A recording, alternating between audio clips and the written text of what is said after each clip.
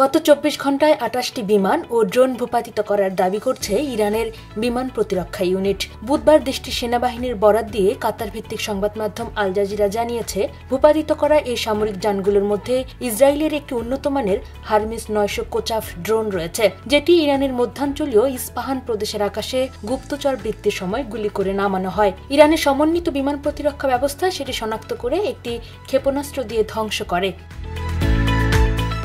এদিকে ইসরায়েলি প্রতিরক্ষা বাহিনী নিশ্চিত করেছে তাদের একটি ড্রোন ইরানের আকাশে ভূপাতিত হয়েছে। আজ বুধবার এক বিবৃতিতে আইডিএফ জানায়, অপারেশনাল কার্যক্রম চলাকালে একটি রিমোট কন্ট্রোলড এয়ারক্রাফটের দিকে ভূমি থেকে আকাশ ক্ষেপণাস্ত্র নিক্ষেপ করা হয়। ডিভাইসটি ইরানের আকাশসীমায় পতিত হয়। কোনো হতাহতের ঘটনা ঘটেনি এবং তথ্যভাসের কোনো আশঙ্কা নেই।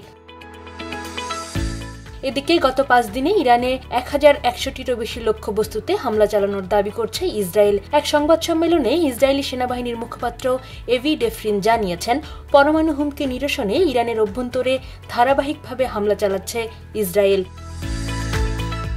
সংবাদ সম্মেলনে তিনি বলেন, এই হামলাগুলো প্রমাণ করে যে আমরা পরমাণু হুমকি নিরসনে ধারাবাহিকভাবে অভিযান চালাচ্ছি।